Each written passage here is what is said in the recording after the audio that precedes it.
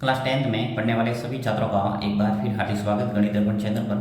देखिए, जो आपका फर्स्ट लेसन है वास्तविक संख्या है, उसमें से बोर्ड एग्जाम के अंदर आपको अभाज्य गुणनखंड करने से संबंधित एक छोटा प्रश्न जरूर आता है और बहुत ही ईजी है। आप आराम से इसको करके आ सकते हो।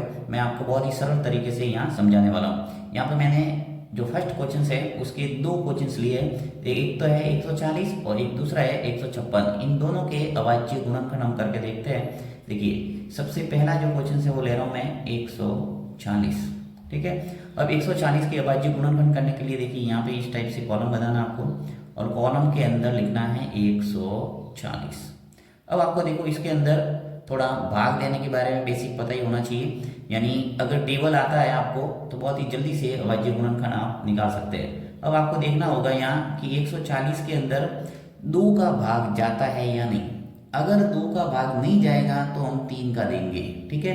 तो सबसे पहले आपको 2 का देखना है कि 140 के अंदर 2 का भाग जाता है या नहीं। अब कैसे पता करेंगे कि 2 का भाग जाएगा या नहीं जाएगा? तो आपको पता होगा कि यदि कोई संख्या सम संख्या है तो उसके अंदर 2 का भाग पूरा पूरा जाता है, राइट। और सम संख्या यानी जिसके इकाई के स्थान पर 0 है, 2 है, 4 है, 6 है, 8 है, ऐसी सभी संख्या क्या होती है? सम संख्या। और सम संख्या के अंदर 2 का भाग पूरा पूरा जाता है। तो देखिए यहाँ पे इकाई के स्थान पर क्या है? 0, अर्थात इसके अंदर पूरा भाग जाएगा 2 का। तो मैं 2 का भाग दे दूंगा। 2 का भाग दिया, कितना आया? 70। ऐसे भी आप समझ सकते हैं कि 2 का भाग देने का मतलब होता है किसी संख्या को आधा करना। तो 140 है, इसका आधा जस्ट कितना हो जाएगा? 70। अब देखिए वापस वही प्रोसेस 70 के अंदर देखना है कि 2 का भाग जा रहा है या नहीं। तो यहाँ पर भी देखिए इकाई के स्थान पर क्या है? 0 है। देखिए यहाँ इकाई के स्थान पर 0 है, अर्थात 2 का भाग जाएगा। 2 का भाग गया, कितनी बार गया? 35 बार। यानी 70 के आधे हो गए 35। अब देखिए इकाई के स्थान पर 5 है, इसका मतलब क्या हुआ कि 2 का भाग तो जाएगा नहीं। अब 3 का देंगे तो 3 का भी भाग जाएगा नहीं। अब देंगे सीधा 5 का। जिन संख्याओं की इकाई के स्थान पर 0 है या 5 है उसके अंदर 5 का भाग पूरा पूरा जाता है। तो यहाँ पे 5 का भाग दे देंगे। 35 के अंदर 5 का भाग पूरा पूरा जाएगा 7 बार, राइट। अब देखिए 7 के अंदर 7 का ही भाग जाता है, बाकी किसी का जाता नहीं है। तो यहाँ पे आ जाएगा 1 7 एकम 7। ठीक है। तो इस ढंग से हमारे जो 140 है इसके अभाज्य गुणनखंड निकल के आ गए हैं। या मैं लिख के व्यवस्थित बताता हूँ। 140 के अभाज्य गुणनखंड, ठीक है। इसको इस ढंग से गुणा के रूप में लिखना है। 2 2 5 और 7। तो 2 इंटू 2 इंटू 5 इंटू 7। ठीक है। अब वापस गुणा करके आप देख सकते हैं कि ये जो हमने निकाला है वो आंसर सही है या गलत है। देखो 2 इंटू 2 कितने हुए? 4। फिर 4 का टेबल 5 बार बोलो, कितने हो गए? 20। और 20 का गुणा जब 7 से करेंगे तो कितना आ जाएगा? 140। तो देखिए 140 के अभाज्य गुणनखंड 2 इंटू 2 इंटू 5 इंटू 7। ठीक है। तो इस ढंग से कर सकते हैं। चलिए 156 के भी करके देखते हैं जिससे बिल्कुल आपकी क्लियर हो जाएगा।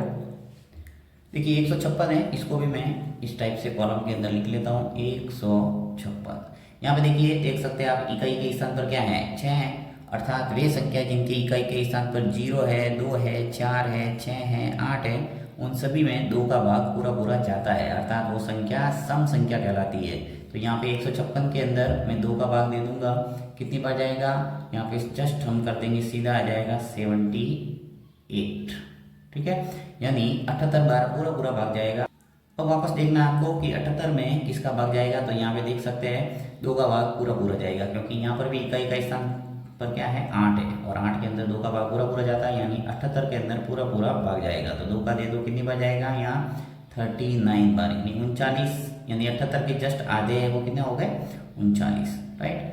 अब आपको देखना है कि 2 का भाग 39 के अंदर तो 2 का भाग जाएगा नहीं, तो किसका देंगे? 3 का। और 3 का भाग आराम से जाएगा। देखिए यहाँ पे जाएगा 13 बार, 13 39। ओके।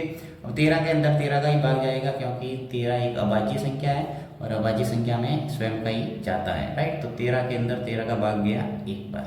जब 1 आ जाए इसका मतलब आपका प्रोसेस है वो पूरा हो गया। अब मैं लिख लेता हूँ यहाँ 156 के अभाज्य गुणनखंड। कितना आ गया देखिए, 2 × 2 × 3 × 13, 2 × 2 × 3 × 13 गुणा कर दो, 2 × 2 4, 4 × 3 12 और 12 का गुणा 13 से करेंगे 156 आ जाएगा। राइट, तो इस ढंग से आप अभाज्य गुणनखंड आराम से कर सकते हैं। बाकी जो भी प्रश्न है आप स्वयं कर सकते हैं, आपको प्रोसेस है वो यही करना है।